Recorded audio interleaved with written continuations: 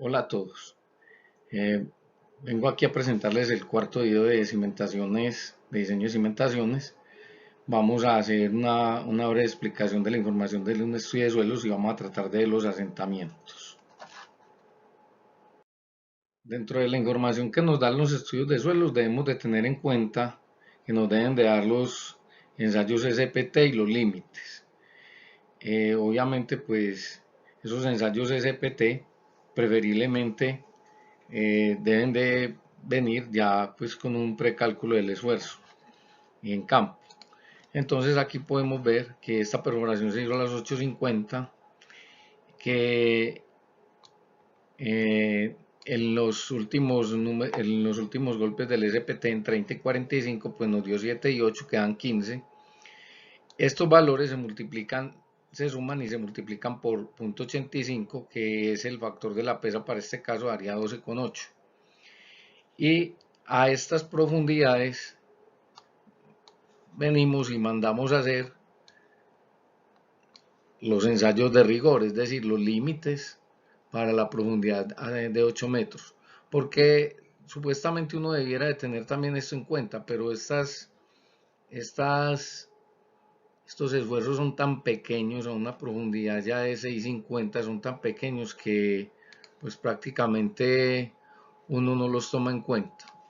Lo otro que debemos de tener en cuenta es que cuando nosotros hagamos el estudio de suelos, por debajo del nivel de fundación, por ejemplo, si escogemos 250, de aquí hacia abajo, si este es el nivel de desplante de la fundación, de aquí hacia abajo nosotros debemos de tener mínimo 5 metros con información correspondiente al suelo.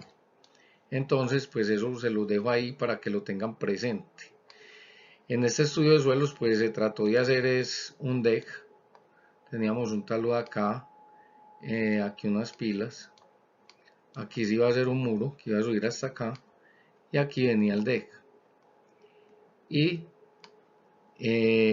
aquí donde termina este deck iban a hacer unos piloticos, y esos piloticos con una losita de fundación iban a servir para la fundación de la propiedad. Entonces vamos a ver que para este tipo de estructuras así, que son muy comunes en casas fincas ahora, nosotros vamos a tener eh,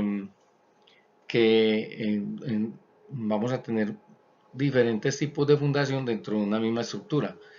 Y para poder estar tranquilos, nosotros necesitamos que ese número de golpes sea corregido, es decir, no nos basta solamente con coger la tabla y decir lo multiplicaron por 0.85 y ya quedó, no. Entonces en cada una de las perforaciones vamos a tener la profundidad máxima de donde vamos a hallar la fundación, y este sería para las pilas pues del muro, y para los piloticos sería por ahí a 250, a 3 metros. Entonces también vamos a tener que corregir el número n de la prueba de SPT para poder calcular el esfuerzo en toneladas por metro real. Entonces acá vamos a hacer el ejemplo. Tomamos este valor inicialmente. Entonces nosotros dijimos que 15 por 0.85 nos da 12,75, 12,8. Pero si ustedes miran, el factor de seguridad implícito ya de entrada es 15, que suma esto, 7 y 8, 15. 15 dividido 12,75 da 1,2. Ese sería un factor implícito. ¿Qué pasa con el real? Lo que pasa es que el real ya usted tiene que mirar, y lo vamos a ver ahorita cuando calculemos aquí el número corregido. Entonces vamos a calcular el n corregido, pero el n corregido lleva unos factores. Ya el n medio, pues en este caso dijimos que era 12,8, lo multiplicamos por un factor c sub e, por otro c sub b, por otro c sub s y c sub r. Estos valores pues se pueden hallar en tablas y en gráficos.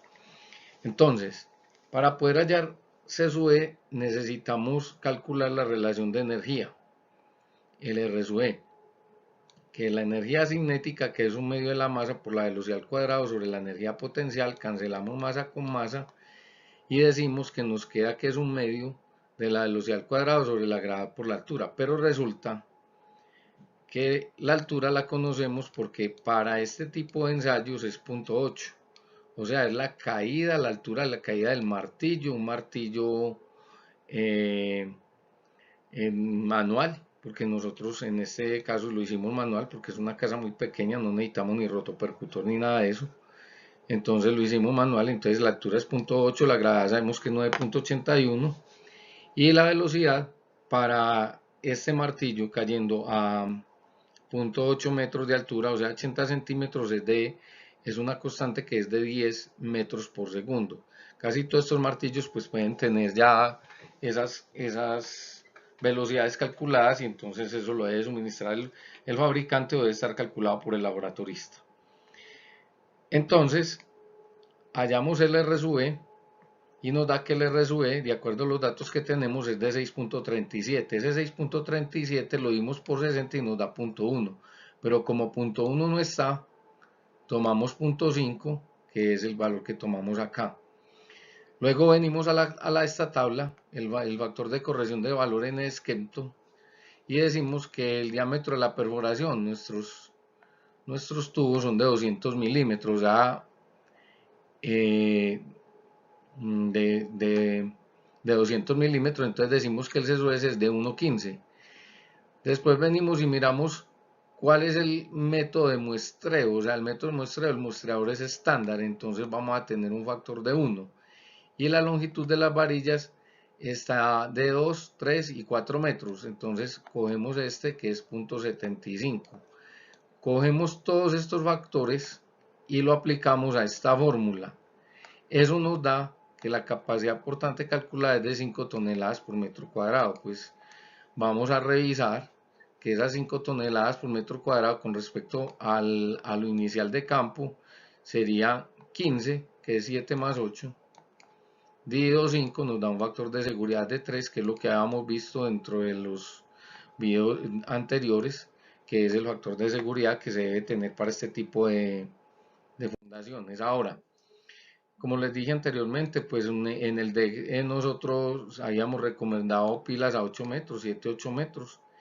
Y para la casa, pilotes con una, de 250 metros de profundidad, de 40 a 50 centímetros, de 40 a 50 centímetros, a 2,50 de profundidad con una capacidad portante de 2 toneladas.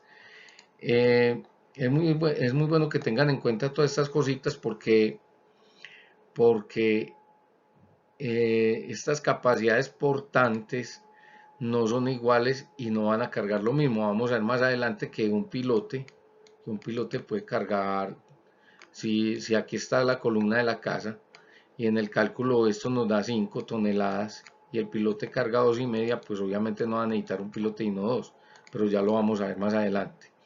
Aquí tenemos que por el ensayo de la placa de Brinkler, que es de 30 por 30, que lo vemos acá, nosotros, y como es un limo, una arcilla limo arenosa, o sea, es un material mixto, pues nosotros nos da que es de 1300 o 13.000 kilonewton metro cúbico, o 1300 toneladas, o 1.3 toneladas, o 1300 kilopascales por centímetro cúbico. Entonces, con respecto a este es el coeficiente, el coeficiente de balastro. El coeficiente de balastro no es otra cosa que 1 sobre MB. Y MB es el módulo de compresibilidad volumétrica, el módulo de compresibilidad volumétrica. Entonces, y esto también está relacionado con la relación de vacíos, como lo vamos a ver enseguida. Entonces todos estos coeficientes ya los vamos a ver. Y el módulo de compresibilidad volumétrica, cuando uno no lo tiene a la mano, teóricamente en arcillas no consolidadas, o sea, normales, o normalmente consolidadas que llaman, el coeficiente, el C sub C de compresión es .009, perdón, es que esto siempre me da breguita con estos ratones, .009 por el límite líquido menos 10. Y cuando la arcilla es remoldeada, este factor es .007, para que lo tengan muy presente. Listo. Y ese coeficiente de compresibilidad volumétrica se utiliza en la fórmula del cálculo de los asentamientos. Lo vamos a ver acá. Por ejemplo, el módulo de compresibilidad volumétrica es el área de vacíos dividido 1 más E sub 0 en centímetros cuadrados por kilogramo. La altura de la muestra, que es ensaya, es de 30 centímetros y los incrementos de carga se utilizan de 0.01. Lo que les dije, para suelos no remoldeados se pasa de 0.09 a 0.07. En el cálculo del estudio de suelos que analizamos, pues daba el límite líquido daba 29. Es normalmente consolidado, entonces es .009 por 29 menos 10 da .171. El estudio de suelos debe tener un cuadro donde esté el coeficiente de compresibilidad alto, como está acá. Claro que esta tabla es de los suelos expansivos. Alto, medio y bajo. Entonces, si ustedes miran, nosotros aquí tenemos que esta tabla de los suelos expansivos está relacionada con el límite. Y nos dice que el límite de nosotros es 29, que es menor a 39. Entonces, si es menor a 39, quiere decir que es bajo, que también da lo mismo con respecto a la compresibilidad volumétrica. Entonces, nosotros hacemos ese cálculo, decimos que los tres límites nos sumaron 29, lo dimos por 87, perdón, lo dimos por 3, nos dio 29, el coeficiente de compresibilidad nos dio .17 y el asentamiento calculado, lo vamos a ver, nos dio .42 o .43, pues ya casi. Entonces, ¿qué decimos? Que los asentamientos o la deformación admisible S es M sub B por delta P, y esto es C sub C por la altura. ¿Y cuál es la altura? La altura del pilote, pues si el pilote es de 2,5, pues entonces este será el máximo asentamiento. Si la pila está a 8 metros, pues sería 8 por .175, pues eso nos daría 1.27 centímetros, algo así. Entonces uno lo que tiene que mirar es que usted para cada estructura donde está diseñando debe tener en cuenta la altura de la fundación y debe tener en cuenta que el asentamiento le va a dar diferente según eso. Ahora, otra variable que hay que tener en cuenta es la colapsabilidad del suelo. Esa colapsabilidad del suelo se calcula con unos factores que vienen en el estudio de suelos, que son el peso del suelo seco y el peso del suelo saturado. Eso lo deben de dar con los ensayos de los límites, con los ensayos de humedad, todas esas cosas. Y WL, que es una variable que utiliza la fórmula, esto está en el capítulo H933 y la fórmula es la H93-1, donde G sub S pues es el peso específico del suelo. El WL es el límite líquido sobre 100, el gamma W es el gamma del agua, y entonces el gamma crítico está dado por esta fórmula. Entonces nos dice, si es mayor que 1, pues obviamente el suelo es estable o expansivo, y si es menor que 1, el suelo es colapsable, entonces ni riesgos de meterse con eso. Entonces nosotros ¿qué hacemos? Simplemente introducimos los valores, introducimos esto que está dado, peso específico del suelo, el límite líquido, el gamma E que nos da el laboratorio, y esto nos calcula este valor de acá. Y nos calcula este valor de acá. Y los compara dentro del cuadro en Excel y nos dice que es estable. ¿Por qué? Porque es mayor que 1. Entonces, al ser mayor que 1, pues obviamente tenemos que el suelo nos dio estable de acuerdo a estos criterios. Ahora, nosotros también tenemos que tener en cuenta, este cuadro es para la carga máxima de una columna sobre la fundación, o sea, en este caso estaría sobre el pilote. Y aquí sería sobre una zapata equivalente, o sea, sobre la zapata. ¿Qué pasa? Que si el diámetro, como vimos, es de 4.5 y la profundidad es de 2.5, calculamos el área, nos da que el Q del suelo era de 5 toneladas, como ya lo habíamos visto, y calculamos el P. Entonces me dice que la carga máxima que se le puede transmitir esa columnita, perdón, voy a borrar acá que se me movió la mano.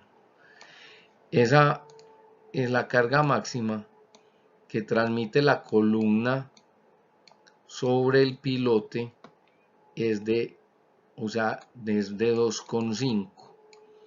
Entonces, si por casualidad esta carga P que es de la columna transmitida al pilote fuera de 5, entonces uno dice que el número de pilotes es igual a 5 dividido 2.5.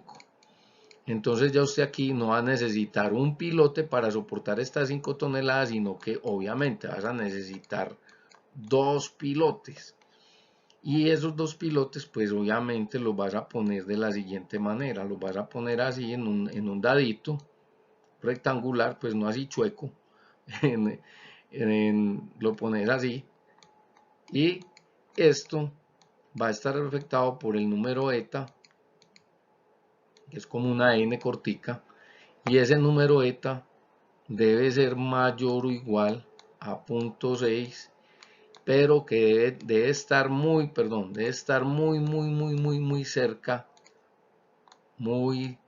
cerca a 1.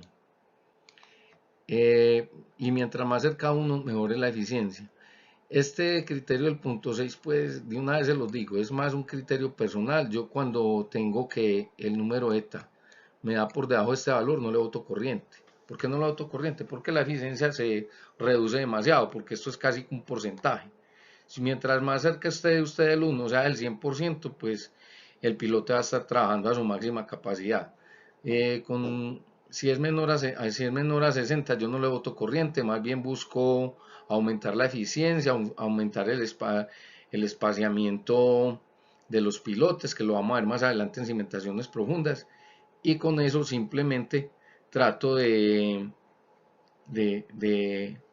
organizar que las cosas sean, que cumplan con una eficiencia que pueda estar más cerca a la capacidad de carga. Porque mire que si transmite 5 y resulta que la eficiencia es del 90, entonces nosotros decimos, el piloto puede cargar 2.5 y 2.5, entonces ya si usted lo multiplica por 9, 9 por 2.5 haría 2.22. Y 2.22 más 2.22 del otro piloto harían 4.5. Y 4.5 no es igual a 5. Entonces me toca meter un tercer piloto. Entonces me tocaría hacer un triángulo. Entonces eso es lo que usted tiene que mirar cuando esté haciendo este tipo de evaluaciones de la eficiencia dentro de los pilotos. Acá nosotros tenemos que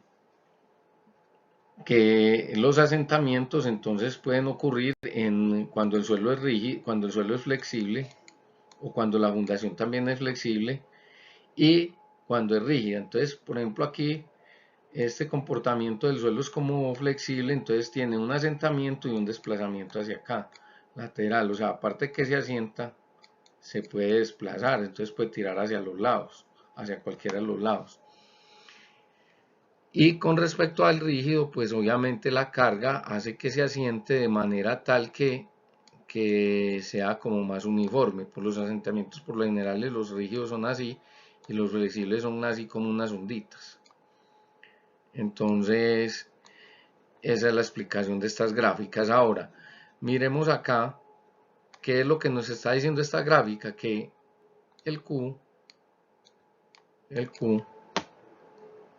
es igual al gamma del suelo. ¿Por qué? Por la profundidad, por el Z. Y si usted divide esto por el área, ¿qué le está dando? Le está dando el esfuerzo. Eso no tiene ciencia, eso es de mecánica de suelos 1. Bueno, entonces ahora vamos a mirar estas tablas de asentamientos. Quiero que las mire muy bien. Esta viene de Baraja y Medas. Y obviamente acá están los asentamientos máximos. Dice asentamiento total, cuando hay inclinación y giro y cuando hay asentamientos diferenciales. Esta es la limitante, el factor limitativo. ¿Qué le quiere decir esto? Vea, hermano, si usted tiene una estructura con muros de mampostería y el asentamiento es mayor de 2 pulgadas, o sea, mayor de 5 centímetros, de 5,08 centímetros, pare ahí, mijo, y devuélvase, porque es que ya no le va a dar, es por eso se llama factor limitativo. El factor limitativo quiere decir que para este tipo de estructuras usted no puede pasar de esta tabla, no puede pasar de estos valores, porque si pasa esos valores, la estructura corre el riesgo y lo van a llamar a usted más adelante a garantía, si la estructura le llega a fallar. Listo. Bueno, aquí estos asentamientos, los que trae la norma, pues aquí tiene unos límites. Este límite dice que es el límite que corresponde a daños estructurales en edificios de distorsión será el pórtico, o sea, es lo máximo, lo máximo. Eso es como decir cuando usted hace el pushover, cuando usted hace un pushover en un edificio, usted sabe que lo primero que tiene que hacer es que las rótulas de las vigas sean las que fallen, porque si usted primero le fallan las columnas, como habíamos dicho en un video pasado, pues si lo primero que le plastificaron fueron las columnas, hermanos, se le explotan las columnas como unos edificios que hay por ahí. Y bueno, no voy a meterme en ese tema. Pero le explota la columna y entonces se cae el edificio. Acá, estos son los limitantes. Entonces usted, si este es el límite, entonces corra para acá. ¿Por qué? Porque 1 sobre 200 es mayor que 1 sobre 300. Entonces usted simplemente, si le dice el límite para que se haga visible la inclinación de edificio alto es 1 sobre 200, entonces no coja ese límite, coja el anterior y se va devolviendo. Para que cuando usted no se pase de estos valores, usted no va a llegar a este límite y si no llega a ese límite, pues no va a tener las complicaciones respectivas. Por ejemplo, miren el caso de los, por aquí hay uno de los tanquecitos. Para edificios, el de paneles de tabique, el de los tanques. Entonces, si usted sabe que este es el valor que le agrieta, entonces coja un valor por acá, que ese sea su límite, para que no esté en todo el límite plástico, porque usted tiene, todos los límites plásticos funcionan así, elásticos, perdón, listo.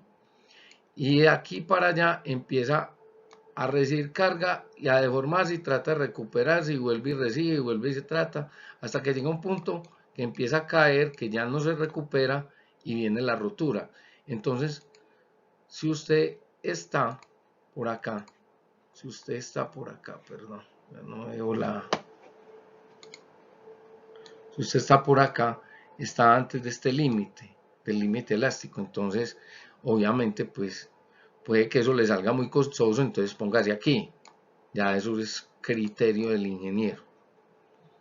Entonces ya usted tiene aquí los valores para que sepa dónde escoger los límites para los asentamientos. Vamos a mirar unas diferencias entre la fundación flexible y la fundación rígida. Entonces, este ángulo alfa no es otra cosa que este ángulo del peralte. Entonces dice que la fundación es rígida si alfa por h, si este vuelo, esto no debiera de ser B más porque se confunde de pronto con una cizalladura, con un cortante, no sé. Esto debiera de ser X, este X debe ser menor o igual que H. Pues si esto es así, pues este alfa será 1. Y y si no, pues este será un ángulo alfa, ¿cierto? Perdón, un coeficiente alfa, ¿no? Y está relacionado con la pendiente o el peralte. Entonces dice que ese factor es 1 sobre 2,2 por eso h sobre e a la 1/3. Entonces, usted hace esta relación, pues esto era 1 cuando no tenga este peralte y calcula si este valor x es mayor que la h, pues obviamente va a ser una fundación flexible. Y si es una fundación flexible, pues vamos a tener que ponerle mucho cuidado porque vamos a tener que calcular la interacción suelo-estructura. Y si es una fundación rígida, pues tenemos que mirar que el suelo no sea tan flexible, sino que el suelo sea rígido, una arena densa, una arcilla endurecida o algo así, o un limo compacto denso, para que no haya necesidad de calcular la interacción suelo-estructura. Aquí lo ponen en función de I sub C, que es la inercia, el momento de inercia de la sección. Entonces dice que de esta manera una zapata rígida será aquella que debajo de ella haya una ley de presiones triangular. Entonces será rígida si tiene más o menos este comportamiento, estas reacciones, listo. Pero será flexible si de pronto el comportamiento es así, de las presiones. Esta sería flexible. Eso es lo que nos indica esto. Bueno, entonces les decía, donde ya estos valores de aquí en adelante son demasiado pequeños los asentamientos, o sea, son unas cosas en el tiempo muy invariables. Entonces, si este es el primer periodo de construcción y como esto es una escala logarítmica, por ejemplo, aquí tiene usted un año, aquí tiene ya 10 años y por aquí va a tener 100 años, ¿sí? Entonces esta consolidación secundaria, uno siempre dice la consolidación total o el asentamiento total es igual a la consolidación primaria más la consolidación secundaria. Casi siempre esta es la más importante, porque esta es la que representa un valor mayor. Ahorita la vamos a ver, esta puede ser de 9 y esta puede ser de 1. Y si usted me dice que a los 100 años puede ser 1.01, entonces la variación entre de los 100 años y si esta es la de los 10 años es nada, y eso lo vamos a ver en un ejercicio. Entonces, eso es con respecto a la deformación versus el tiempo en la escala logarítmica para que se pueda apreciar la diferencia. Listo. Entonces aquí vamos a ver también que esto se relaciona con la relación de vacíos, es decir, usted tiene un área de muestra original, aquí le hace una consolidación, una compresión para que se consolide. Entonces esto es todo este material de suelo está aquí y lo que tenía agua y vacíos pues se subió y generó este volumen. Entonces ustedes saben que por los principios de Arquímedes, pues usted sabe que todo cuerpo sumergido, todo cuerpo que se sumerge en el agua, pues tiene un desplazamiento de volumen igual a su peso. Entonces eso es lo que dice esta fórmula. Ese peso es igual a la altura de la muestra por el área, por el peso específico, por el gamma del agua, que es lo que se desplazó. Despejamos H sub S y nos da que este H sub S es este H sub S de acá de la fórmula, y entonces ahí encontramos que esa es la altura de sólido real de compactados. Listo. También debemos de tener en cuenta esta formulita que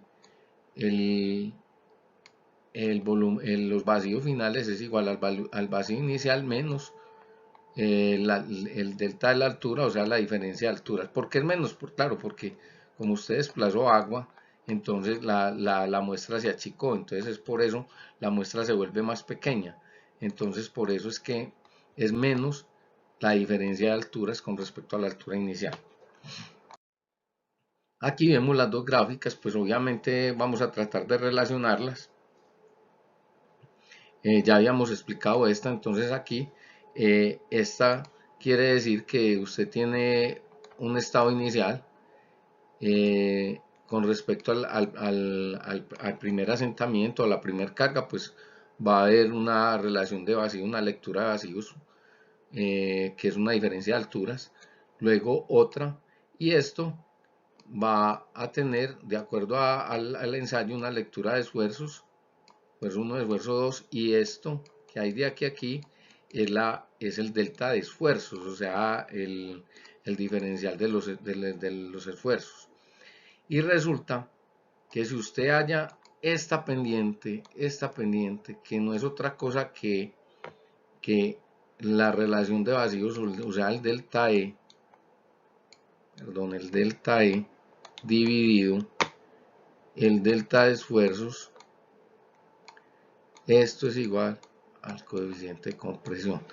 Ahora, como es una escala logarítmica, entonces por el logaritmo de estos valores, y ya lo vamos a ver cómo se halla aquí, pues cómo se lo traducen en la fórmula, entonces de ahí se sacan esos valores. Aquí una arcilla normalmente consolidada pues tiene unas variaciones porque usted empieza, hace esto, llega a cierta parte, trata de recuperar su forma y vuelve y empieza a consolidarse, y la presión efectiva con respecto al índice de vacíos pues va tomando esta figura. Aquí vemos que las arcillas sobreconsolidadas, pues con respecto a un punto inicial, pues este punto ya se asentó, y de aquí para abajo la sobreconsolidación es mínima, mínima, mínima, o sea, ella se va yendo así, y con respecto a los puntos originales y a los incrementos de esfuerzo, pues se calcula un ángulo alfa, y aquí está el procedimiento para hallar la sobreconsolidación. Entonces, ¿qué nos dice? Que la sobreconsolidación es el esfuerzo de consolidación, de preconsolidación de la muestra, debido el esfuerzo vertical efectivo. Entonces, es decir, a esta profundidad usted tiene un esfuerzo efectivo que es igual a Q sobre el área, que es igual al gamma por la profundidad sobre el área, ¿sí? Pero esta presión de preconsolidación es la de la muestra, entonces esa preconsolidación es como si fuera un diferencial de esta acá, entonces eso es lo que se mide con respecto a este ángulo, y eso se calcula en el laboratorio. Pues eso no se maten con eso, porque estos ensayos también se pueden hacer en laboratorio. Y de hecho, pues a uno le dicen en el estudio de suelo, le pueden decir que la sobreconsolidación es un valor igual a tanto, para que lo tengamos también en cuenta. Acá, los asentamientos flexible y rígido, pues esto ya habíamos visto parte de eso en unos videos anteriores, y resulta que nosotros acá tenemos un diferencial con delta P en todos los sentidos, con los incrementos de carga. Eso es el asentamiento elástico, eso es el módulo de elasticidad, H es el espesor del estrato, los delta P ya se los dije, y dice que en una esquina de la fundación, esta es la fórmula para una cimentación flexible, y utilizamos estos valores, que alfa está relacionado con 1 sobre pi. Recuerden que cuando por allá, cuando teníamos que de pronto estos factores fueran menores que 0, que 1, como a una raíz negativa, a esto hay que sumarle pi, y eso lo vimos pues por allá, como que en el video 2 o 3 donde estábamos hablando de este tipo del factor de influencia, ¿sí? Para el cálculo de esfuerzo. Bueno, entonces, pues aquí tenemos las fórmulas, y aquí podemos mirar que los asentamientos elásticos para cimentaciones flexibles y rígidas, pues obviamente están dados por estas dos fórmulas. Esto era lo que yo les decía del asentamiento flexible. Listo. Y el de abajo, este de acá, el del asentamiento de la fundación rígida. Listo. Esto está en principios de cimentaciones de Braja y Medas, aunque él tiene varios libros, pero este está en ese. Ya aquí se los dejo referenciados. Para los valores de alfa R, pues está esta gráfica donde usted tiene la relación de L sobre B. Entonces, digamos que a 2, usted se sube. Dice, pues si la cimentación es circular o si la cimentación promedio es de 0.85, pues usted se viene y busca aquí cuál es el alfa promedio, si es el alfa igual a 1, si es el alfa R o si es este de 0.88, y selecciona aquí un valor y lee el alfa R que necesita para calcular las ecuaciones anteriores. Listo. Pues un manejo de tablas. Entonces, esta es la fórmula para el asentamiento normalmente consolidado. Recuerden que el sobreconsolidado, eso son los asentamientos en el tiempo. Entonces usted llega y dice, bueno, aquí me asenté. Cuando hice el edificio ya llegó aquí. De ahí para abajo se sobreconsolida la muestra. Entonces ya son incrementos muy pequeños. Y entonces en el tiempo, esos no siempre, pero en esos incrementos de sobreconsolidación pueden ser muy pequeños o pueden ser muy grandes y de pronto la arcilla se reblandece o se remoldea. Entonces, esos ensayos, esos asentamientos del suelo por sobreconsolidación están dados casi que por o sea, recuerden, el asentamiento total es igual al asentamiento primario más el secundario. Entonces, listo. Ya eso lo sabíamos. Entonces, ¿ahora qué hacemos? ¿Qué estamos haciendo nosotros?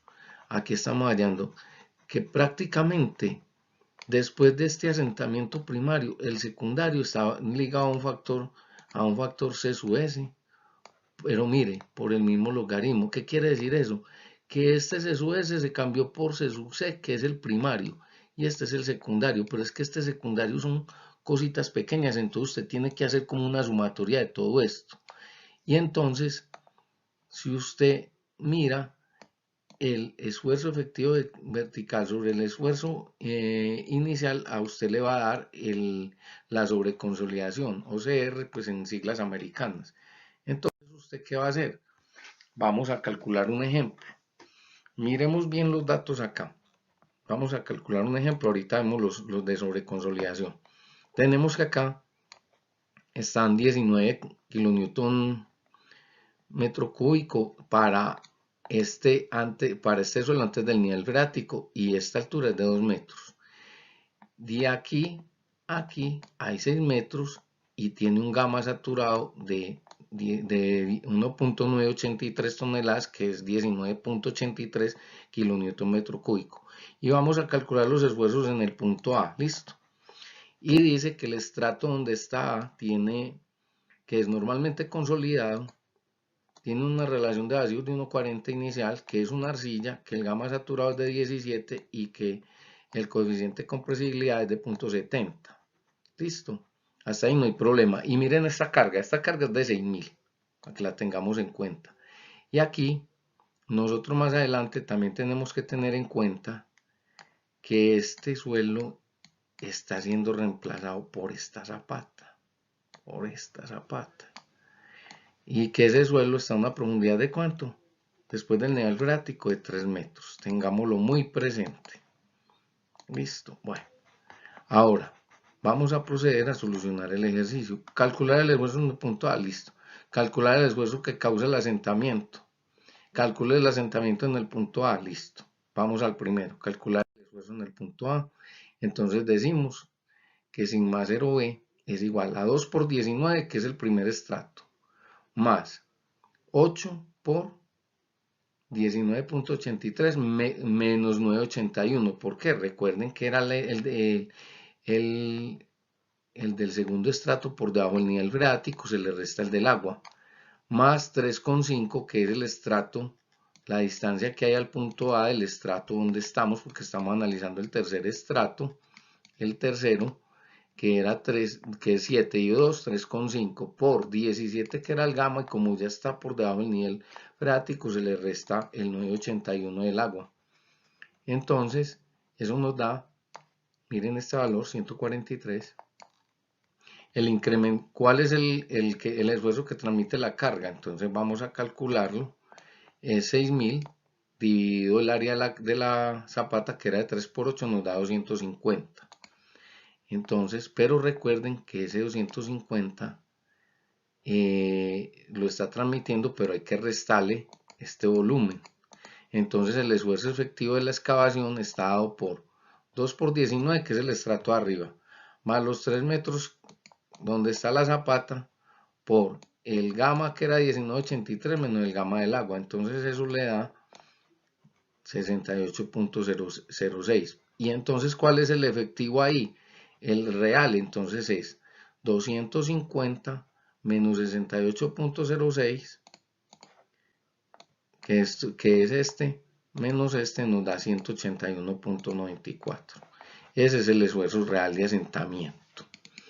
Ahora, entonces acá tenemos que calculamos el M y el N, nos da esto. Vamos al gráfico, que ya lo tenemos en las memorias, y nos da que I es igual a 0.051. Entonces el esfuerzo real calculado de 181 por 0.051 por las 4 plaquitas nos da que es de 37,11. El incremento de los esfuerzos en el punto A. Listo. Bueno. Y el asentamiento, pues el asentamiento es aplicar la fórmula. El asentamiento instantáneo prácticamente es este. H, 1 más E sub 0 o el primario por C sub C por logaritmo de esto. Y H, la altura del estrato, reemplazamos y nos da que es igual a 20.39 centímetros, que es un valor muy alto. ¿Por qué es muy alto? Porque pues uno aspira a que una estructura pues tenga asentamientos del orden de 5 o 10 centímetros, dependiendo también si es un edificio de gran altura, pues de pronto no es tan alto. Entonces aquí observen bien los valores. La altura del estrato 7 metros, la relación de vacíos era 1,40, se era 0.70, el sigma prima inicial que calculamos era 143, el delta 3711, que fue el que acabamos de calcular, y este es de 143, entonces este logaritmo nos da 0.099. Esto está dado en metros y de metros se pasa a centímetros. Entonces por este lado ya tenemos también el cálculo del asentamiento. Ahora, estos asentamientos inmediatos instantáneos, pues la norma NSR 10 la trae en este capítulo en el H48, pero resulta que la norma del 98 traía mejores explicado esto, y entonces esta es la norma del 98 y también permitía sacar unas relaciones para calcular los asentamientos con respecto al índice plástico, que el índice plástico no es otra cosa que el límite líquido menos el límite plástico. Pero se cambiaron, la norma NSR10 no los incluye, pero no quiere decir que no se puedan calcular así. Lo que pasa es que hay que mirar que como nosotros tenemos una fiel copia del ACI 318, pues esto el ACI nunca lo quitó. Lo único que lo quitamos fuimos nosotros. Pero igual como método de cálculo es válido, se cita la fuente y se comparan que estos valores calculados acá con estos métodos de cálculo cumplan con la NSR10 actualizada. Por eso les decía yo, la norma NSR del 98 a manera de consultas y en suelos me parece que pecó al quitar ciertos cálculos y ciertos métodos, como lo vamos a ver en las sedimentaciones profundas también. Los asentamientos inmediatos, los SUS, pues el SUS es el coeficiente de secundario, pues aquí es lo mismo que cuando hallamos alfa R, y volvemos a los asentamientos que tenía la norma. Aquí los tiene para asentamientos granulares, los primeros eran para asentamientos de suelos cohesivos, y ya aquí empieza el tema de la consolidación secundaria, que es un tema que vamos a ver con mayor calma. Muchas gracias y hasta el próximo día.